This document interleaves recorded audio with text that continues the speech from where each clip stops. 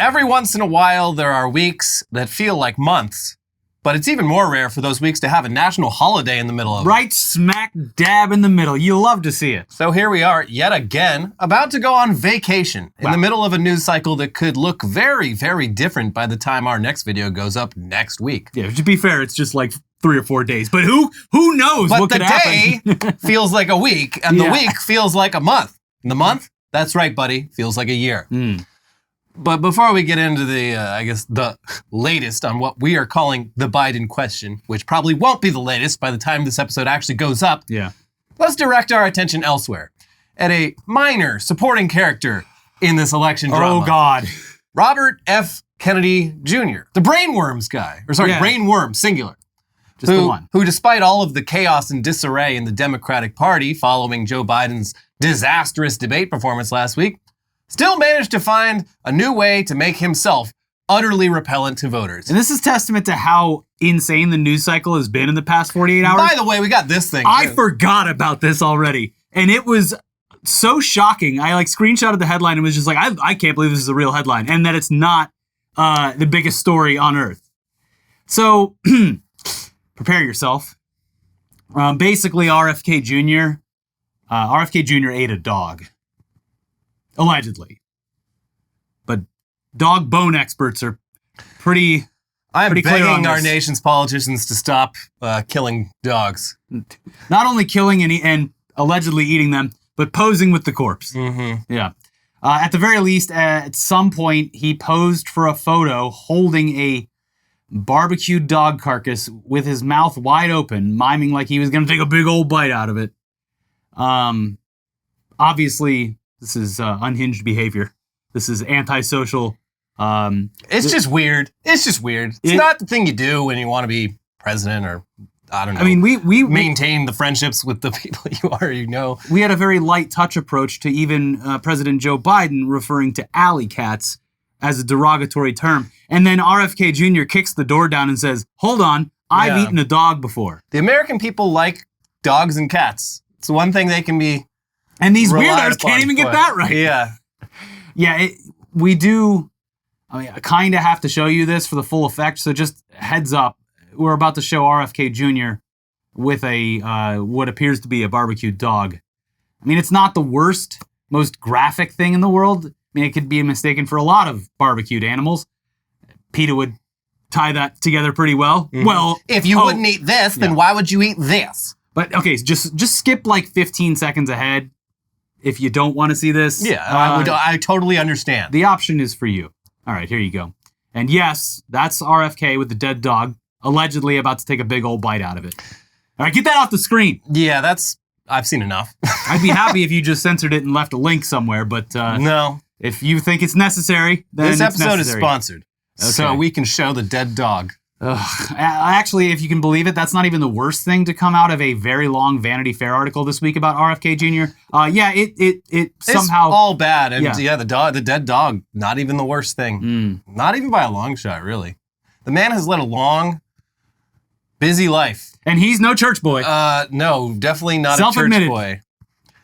So the article, it's primarily about how the many, many members of the Kennedy family, RFK Jr.'s siblings and cousins and nieces and nephews and second cousins, and there's hundreds of them.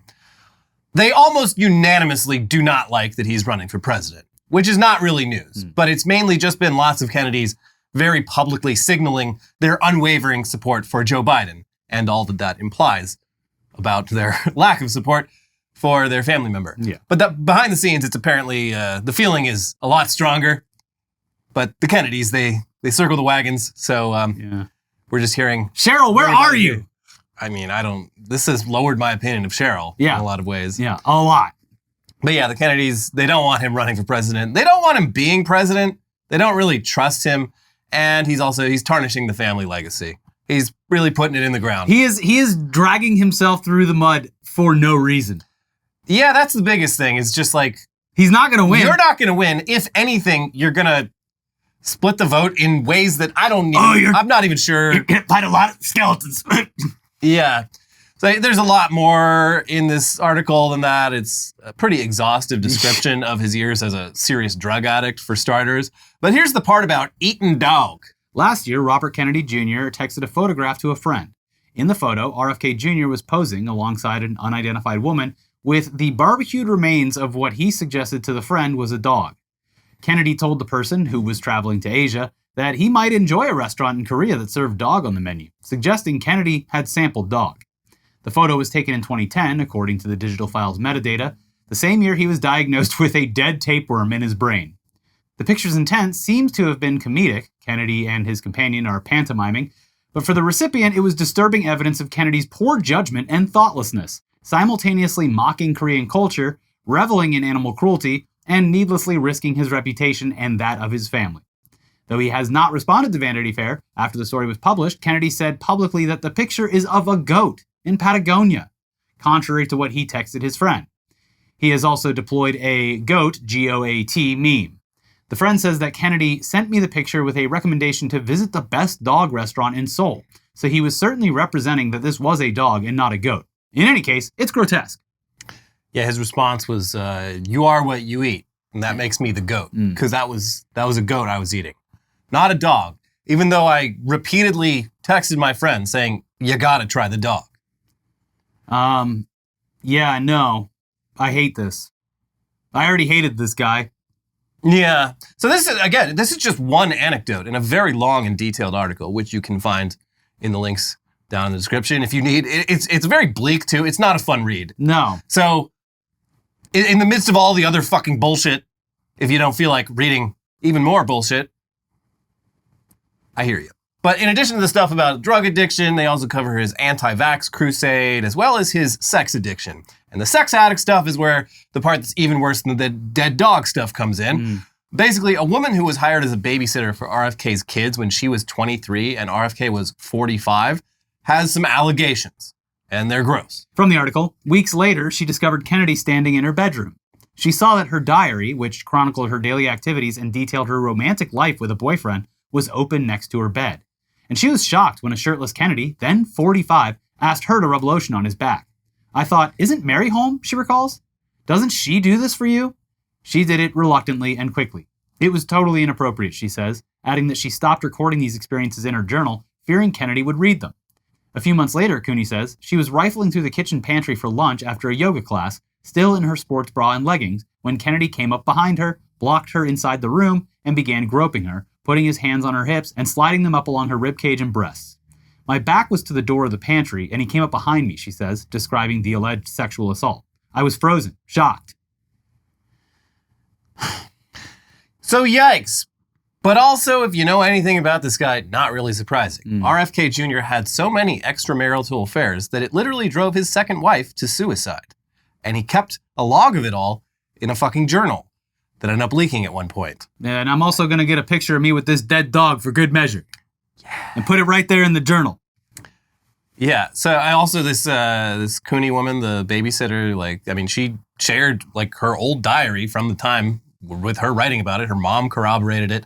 And they show they quote from another part of her journal where she's just like, yeah, so being a babysitter for the Kennedys, everyone warned me, just be very careful. Always don't let your guard down. Yeah. So yikes. But yeah, it's a very interesting article. It covers a lot of stuff. But in response to the sexual assault allegations, RFK told the Breaking Points podcast, I've said this from the beginning. I am not a church boy. I am not running like that. I said, I had a very, very rambunctious youth. You were 45. I said in my announcement speech that I have so many skeletons in my closet that if they could all vote, I could run for king of the world. That is the most insane quote that you could utter. That's exactly what you want to hear from your next president. So many skeletons, if they could vote, I'd be the king. That is an absolutely insane way to position I used to be a real piece of shit. Yeah. I'm kind of worried that voters don't recognize that people can change. So I think you should leave reference. Yeah. But that's more than enough RFK for today and forever. Yeah. Let's now. Good riddance. Goodbye. That has to be enough. Although people are weirdly being like, this is his shot.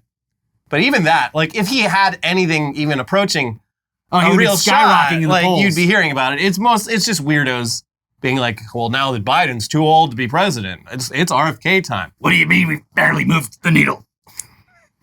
But let's now check in on a guy who has at least for now, a slightly better chance than RFK Jr. of being president this time next year.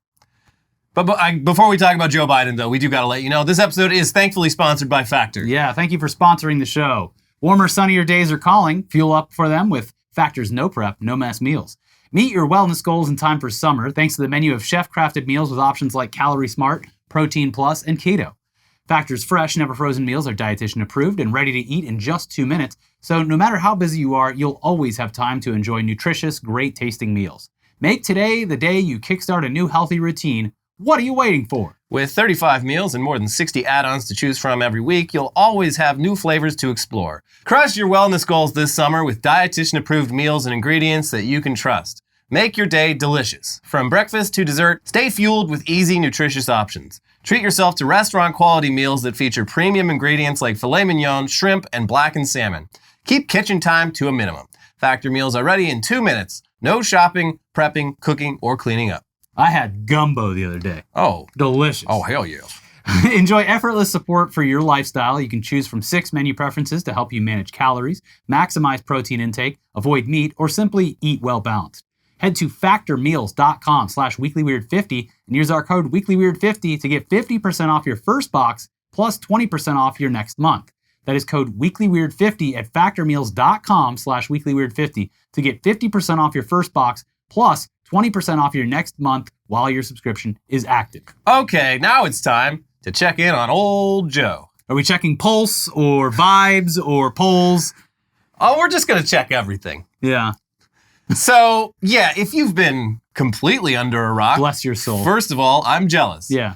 But in our video a couple days back, we covered the first presidential debate of 2024 and how Biden's performance in it was so alarming that liberal pundits, newspaper columnists, and even entire editorial boards started openly calling for Biden to cancel his campaign and let someone younger run in his place. Which was crazy. Mm-hmm. It's been a hell of a week. Less than a week. Yeah. And despite reassurances from Biden and his staff that he fully intends to remain president for another 4 years, the calls for him to step aside continue to come in. And here's Forbes with a rundown of some of the many examples that have appeared since we last spoke. Representative Lloyd Doggett, Democrat of Texas. Doggett became the first sitting Democratic lawmaker to push for Biden to step aside Tuesday, explaining he had hoped that the debate would provide some momentum. But Biden instead failed to effectively defend his many accomplishments and expose Trump's many lies. Former Representative Tim Ryan, Democrat of Ohio, Biden's former opponent for the 2020 nomination, said he believes Vice President Kamala Harris is the party's best path forward in a Newsweek op-ed published Monday, accusing those who believe she has less of a chance of beating Trump than the Joe Biden we saw the other night and will continue to see of not living in reality, and calling Harris an opportunity for generational change. The Chicago Tribune editorial board. Writing it had seen enough after the debate, the editorial board blasted both former President Donald Trump and Biden as two gnarly old men and clowns, and wrote that Biden should announce he will be a single-term president who now has seen the light when it comes to his own capabilities. The Atlanta Journal-Constitution editorial board. Biden should step aside to defeat Trump and for the good of the nation, the board wrote Saturday, dismissing defenses from Biden's campaign and his allies that he had a cold or that his poor performance was an anomaly, writing, "This wasn't a bad night. It was confirmation of the worst fears of some of Biden's most ardent supporters. Age has finally caught up to him." Joe Scarborough. Declaring that he loves Biden, the host of MSNBC's Morning Joe, a program Biden reportedly follows closely, gently suggested on Friday's episode the president should bow out of the race, asking the rhetorical question, if he were CEO and he turned in a performance like that, would any corporation in America keep him on? Chandler West, former White House director of photography from January 2021 through May 2022, West wrote on Instagram that it's time for Joe to go, Axios reported, citing screenshots of West's story in which he said White House operatives have said privately for months that Biden is not as strong as he was just a couple of years ago, and a subsequent text message from West to Axios predicting that the debate is not going to be the last bad day for Biden. James Carville. Biden shouldn't be the nominee, the longtime Democratic political consultant told Politico, after saying the Biden campaign used his name in a post-debate fundraising text without his permission, and also told Axios he thinks Biden will end his campaign before Election Day. Paraphrasing a quote by economist Herb Stein, that which can't continue won't. And the latest entry, at least as of when we filmed this, is the editorial board of the Boston Globe, whose op-ed includes the following. A CNN poll this week found that 3 out of 4 voters surveyed said another Democratic Party candidate, apparently any other candidate, would do better than Biden. To be clear, polls show that many voters would like to see Trump replaced as well. Similarly, a new poll shows that Biden has fallen behind in the swing state of New Hampshire, where he won by a comfortable 7 points in 2020, but is now struggling to hold the support of even very liberal voters. Meanwhile, fresh reports of his recent mental lapses arrive by the day. But while the party is demoralized, panicked, and angry, there is a ray of hope. A bevy of potential candidates, from Vice President Kamala Harris to the governors of Michigan, Pennsylvania, and California, to name only a partial list, are waiting in the wings to take on Trump.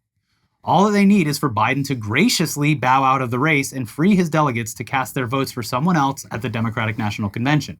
For the good of the country, his party, and his legacy, Biden must do this. And soon.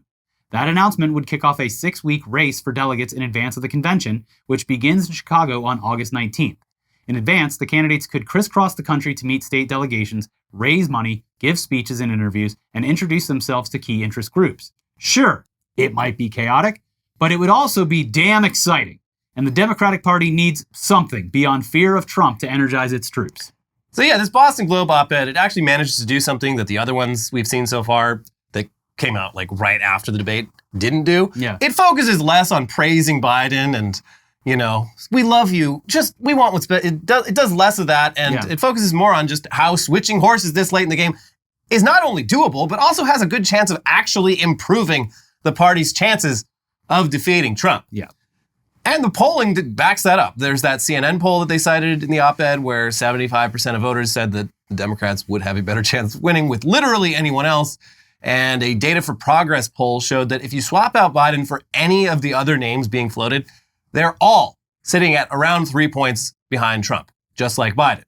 And that's without Biden's name recognition or any campaigning, meaning that any of these people would almost certainly do better than Biden if they were actually selected as his replacement. Yeah, it would be an exciting time to have this switch. And this one's crazy because Biden's own campaign screenshotted this and sent it out like in one of their texts being like, see, wouldn't change a thing. They're like, you understand that like 90% of the people in this country don't know who the fuck Gretchen Whitmer is. They just saw a fucking name and they gave her the exact same odds as you, the president. It's gotten even worse from the Biden camp because there was a White House press briefing today. Bunch of bedwetters. The White House press briefing today was mind-numbing. It was just them saying over and over again, he's traveled a bunch, he had a cold.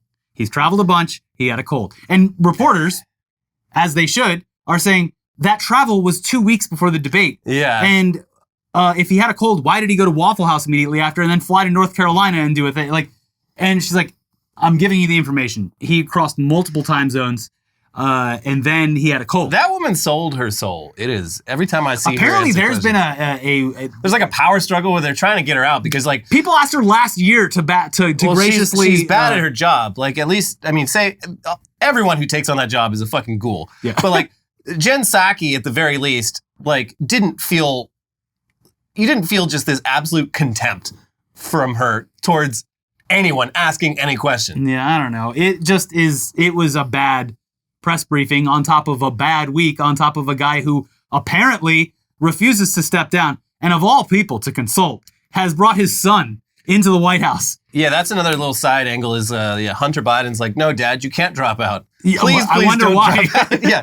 Could Hunter Biden possibly have ulterior personal reasons for Joe Biden to remain president? Does he have any convictions coming up? So bad. And I love, you'll see like these little things pop up from the Biden camp where it's like, and his grandchildren are working with him too. They said they're going to get him inspired to do some more social media posting. And it's like, you've lost. You're done. Yeah. Just fucking switch out. There's no way to salvage this. Grandpa, you can't drive to church anymore. We're going to have the shuttle come and pick you up. It'll be also, okay. You can't be president anymore. So yeah, it's difficult to fully convey what an insane shift. The vibe shift has been incredible since the debate. A week ago, even discussing this was the sole domain of pretty much just random leftists on Twitter. But here we are. And it seems unlikely that this is something that will just go away. Nor should it, honestly. No. And yeah, that seems to be true for people inside the campaign and the White House as well, according to this Axios report from Tuesday. Biden's performance at the debate has left many of his own aides worried about his mental fitness and angry about what they see as a lack of candor from Biden's senior aides. It's the first topic of every conversation, one White House official said. Senior leadership has given us nothing. To act like it's business as usual is delusional. Another official put it more bluntly. Everyone is freaking the fuck out. The uncertainty after Thursday is palpable, and anxiety is only increasing, a third White House official told Axios. People are looking for leadership and direction that they were told to trust and hoped was there, but aren't yet feeling in what is now clearly a defining moment for this presidency. It's dark, said an official involved in the campaign. It feels like there is zero leadership or information. People are being told to keep their heads down and keep working, but they're not seeing the president or being given any reason why they should have faith in him. Another person involved in the campaign added, I think the more that Biden is asked to step down, the more he feels like a scrappy underdog and the more he digs in. They added, the atmosphere now is that he's going to be the nominee, so put your head down. But there is also frustration that we aren't being given the materials to move the news cycle forward. He needs to be out there. Part of Biden's team sees the debate as just one bad night that will blow over and points out that many of the president's critics previously have countered him out when he faced challenges. One longtime Biden aide told Axios, Davos Dems love to hedge their bets against us and get hysterical like they did in 2019. And just like after 2020, they will come back with their DNC convention lanyards in their hands, begging for Christmas party invitations and then for a +1. What a dismissive way to respond. Yeah, also acting as if the only people saying this are like columnists and party insiders and just people in like the DC elite. No. Everyone saw that. Millions of normal people watched that debate and share these opinions. Like, this is so fucking dismissive. And yeah, they sent out fucking texts being like, don't listen to the bedwetting crew or those podcast bros telling you. And the podcast bros are referring to as like fucking Pod Save America. Like, yeah, literally members of the Obama administration, yeah. It's so fucking dismissive. It's so delusional. It's insulting. They are digging a moat around themselves. It's fucking Hitler in the bunker. I'm not saying Biden's Hitler, but like it is that situation. Surrounding themselves. If you've actually seen the movie Downfall, which is a fantastic movie, memes aside, it took me years after the meme to actually watch the movie. I'm like, wow, this movie's actually great. But yeah, it's the entire movie is just about Hitler being increasingly isolated, in denial and isolated in his final days. It is. There's some shit going on right now. It's weird. It's very strange. Happy birthday, America. Interesting times. Yeah. I was hoping we'd make it to 250. We just need 2 more, and then we can call it. All right, so definitely some conflicting opinions in Biden's world. Now, meanwhile, on Wednesday, both CNN and the New York Times published articles indicating that, at the very least, Biden and his inner circle seem to understand the gravity of the situation. Here's the Times. President Biden has told key allies that he knows the coming days are crucial and understands that he may not be able to salvage his candidacy if he cannot convince voters that he is up to the job after a disastrous debate performance last week. According to 2 allies who have spoken with him, Mr. Biden has emphasized that he is still deeply committed to the fight for re-election, but understands that his viability as a candidate is on the line. The president sought to project confidence on Wednesday in a call with his campaign staff, even as White House officials were trying to calm nerves among the ranks inside the Biden administration. No one's pushing me out, Mr. Biden said in the call. I'm not leaving. And Vice President Kamala Harris was also on the line. We will not back down. We will follow our president's lead, she said. We will fight and we will win. Still, Mr. Biden's allies said that the president had privately acknowledged that his next few appearances heading into the July 4th holiday weekend must go well, particularly an interview scheduled for Friday with George Stephanopoulos of ABC News and campaign stops in Pennsylvania and Wisconsin. Okay, so more mixed messages. Here's some CNN's report. President Biden has privately acknowledged that the next stretch of days are critical to whether he can save his re-election bid for president, making clear to an ally Tuesday that he understands what would prompt him to accept. It's just not working. He sees the moment, he's clear-eyed, this person told CNN. There's no ambiguity for the president about what potential series of events in the coming weeks would ultimately prompt him to acknowledge that his attempt to make amends for last week's disastrous debate on CNN aren't working, according to this ally. It would be a scenario in which the polls are plummeting, the fundraising is drying up, and the interviews are going badly, they said. He's not oblivious. In response to a request for comment, White House spokesman Andrew Bates said that it is false to suggest there is any openness to ending the campaign. The rebuttals are extremely hostile. Yeah. You can tell they're backed into a corner. Because also, I think both of these articles dropped like right before the press briefing too. That's probably why she was so upset. So she was up there being like, no, all lies. I'm like, listen, you don't... All of a sudden, like the politics reporters for CNN and the New York Times are just making things up. They're just lying about talking to like key people in your administration. I do remember. I don't think so. I can't remember exactly how she responded, but I do remember a member of the press bringing up, well, hey, so if he's like this after travel, like what about the next time he has to go somewhere? Yeah, the president does have to travel quite a bit. What if he gets a cold again? Are we to expect that this is fine? So put him in the bubble. Yeah. We need Bubble Joe. First bubble president. Yeah. Bubble Joe. So obviously some mixed messages here. On the PR side, he's still in it to win it. And how dare anyone suggest otherwise? But behind the scenes, it's a different story. And Politico even published a piece on Wednesday about how Biden's own convention delegates, the party loyalists whose job is simply to show up to the convention and certify him as the nominee, are feeling the crunch. It seems like most of them are still fully on board with Biden if he remains the candidate, but a lot of them seem very open to other possibilities. Here's some selections from that piece. Some delegates say they are eager to support Vice President Kamala Harris as an alternative and are hopeful that Biden will make way for her. But others are not sold on Harris and are open to a range of other Democratic prospects instead. After watching the debate, I don't feel like he's up to the task for 4 more years, and I think we need to be electing someone who can serve in that capacity for a full term, said Marilyn Burgess, a Democratic delegate from Harris County, Texas, where she is the county clerk. I hope he will consider withdrawing and releasing his delegates if he's on the ballot. I'm his delegate, and I'm going to vote for him, but I think it's time to look at alternatives and to not just accept that it's a done deal. Valerie Moore, a delegate from South Carolina, the state that reanimated Biden's then flailing primary campaign in 2020, said she and her fellow delegates were in a stage of grief, possibly, or mourning for what was hopefully going to put Trump away in the first debate, and that didn't happen. Moore has met Biden twice, most recently in January, and said the 81-year-old president's debate performance reminded her of her father, who died in March at 90 years old after declining late in life.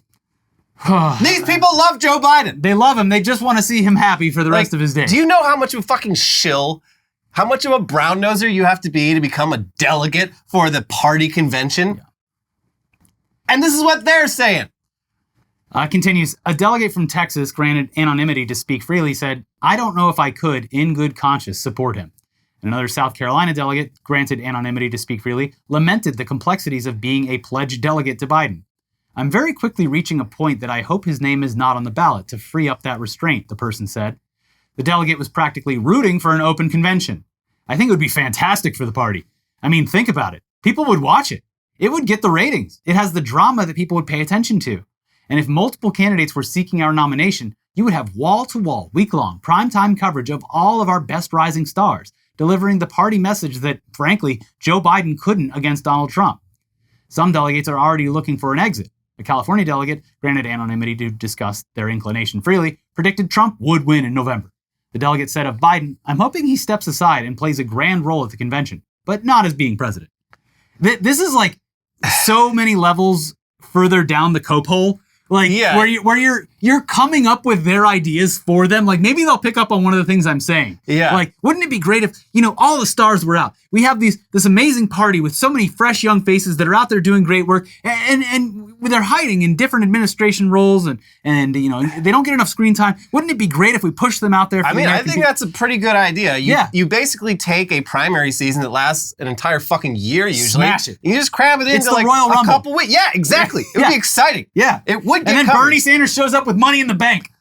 And the guy literally kind of sounded like Trump there because Trump, ratings. If nothing else, he understands fucking ratings. He understands attention. That's why he won, or one of the main reasons he won in 2016 was he was just getting himself on TV all the fucking time. Even just thinking about this reaching Biden, it seems like how a kid tries to convince a parent to let them do something. I'm gonna give you 10 reasons why this is the best idea ever. Yeah. And if one hits, you're gonna let me go to the store and get my candy bar. It would be a crime not to let me eat candy. That's the angle they got to take because he is a very, I'll say it, selfish person. It's seeming that way. He is building himself egotistical, selfish. He is ruining his legacy on a minute-by-minute basis. He is literally Ruth Bader Ginsburg himself. Also, I don't know, this just came out like right before we filmed, but like apparently in like the House, at least, maybe the House and the Senate, like representatives are basically like lobbying, they're forming coalitions essentially. Like if we get enough people to like sign a letter that we can deliver to the White House. Then we can push forward, Yeah, so they're all jockeying and negotiating with each other and shit. That's going to be interesting because everyone's going to come back from the holiday and be like, there's a lot to go on. Even AOC is pulling articles for the Supreme Court stuff, so yeah, the real fireworks are after the 4th. What an exciting time for America. Love living in unprecedented times. Happy birthday, old chap. Yeah. So yeah, that's where we're at as of Wednesday night, July 3rd. We have to assume there's a lot more happening behind the scenes. The next few days are going to be crazy, but by the time we're back next week, Lord only knows where things will be because this is where we leave you. Bye-bye. Yeah. Bye-bye. Time to go celebrate the holiday. Woo, I can't wait. I love being in this country. I can't wait to celebrate my country's birthday, July 4th. Joe Biden's going to come back and be like, hey, I went up to Camp David, did a little fly fishing. Hey, that's all I needed. I am back and focused. Fly fishing? No, someone needs to give him mushrooms. He needs to dissociate. He needs a little bit of ego death. What is that guy doing? Wow. Go up to Camp David, give him just like microdose that. Microdose, a couple little bits of mushrooms, give him his fly fishing kit, and while he's out there on the lake, he'd be like, wait, what am I doing? I could be doing this every day. I only want to mention it because it's the last episode before we go on break, but like how much fun it's been in the past 24 hours on Twitter with the K-Hive stuff. Yeah. The Bernie Bros and the K-Hive forming an alliance. I mean, listen, things have changed. I said on our video on Saturday, I'm like, I don't think Kamala's got the juice, but I have very much, my views have evolved since then. And for a number of reasons. And I would be fine with it now. A lot of them are very practical. Apparently there's some issues with the campaign's like financing, where if they select a completely new candidate, transferring Biden's money to them is trickier. Whereas if it just goes to Kamala, she can start spending that money immediately. Very easy. There's of course the black vote. A lot of black voters have made their voices heard on this issue, and they would feel kind of cheated if she got thrown aside. And I'm like, yeah, I get that. That makes sense. And at the very least, not saying her opinions differ wildly, but there have been reports that she, at the very least, does not agree with how Biden has handled the Israel-Palestine issue. I think if they switched over the candidates and then she miraculously was like, we're going to stop this. We're going to do it. Biden is in like the 99th percentile when it comes to like sucking off Israel. Yeah. In the Democratic Party. You could choose literally any elected Democrat at random, and there's like their policy very high likelihood they would be better on this issue than he is. That's what's crazy about the past week and his clear sundowning is that everything that's happening now is happening in the shadow of what he's done for the past almost year in regards to the Israel-Palestine conflict. That's the thing. I'm like, I would be so much more invigorated to support whoever the nominee is. At least Kamala's funny. Because she fell out of a coconut tree. Joe Biden is just literally drenched in blood. He looks like Nicolas Cage at the end of Mandy. I'm not voting for that. It disgusts me on a deep personal level. A lot of these people would probably get covered in blood themselves pretty damn quickly, but as it stands, they're dry. As people have pointed out, and we agree, like Kamala is a cop, but people have already done the marketing work here. You have Trump, who is now a convicted felon, running against a fucking cop. Hey, I do see the appeal. You would have to assume that all the Blue Lives Matter people would so come around. A lot of it really is just I'm at my wit's end. Yeah. I'll take anything.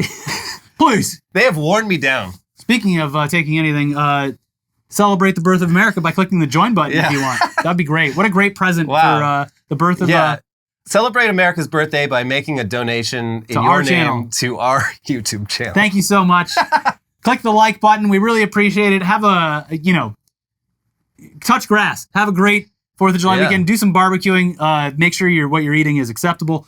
Don't do any RFK shit. Yeah. And don't blow your fucking fingers off with fireworks, okay? Play it safe. Have a good time. And we'll see you next week. The wheels on the bus go round and round. Coconut tree.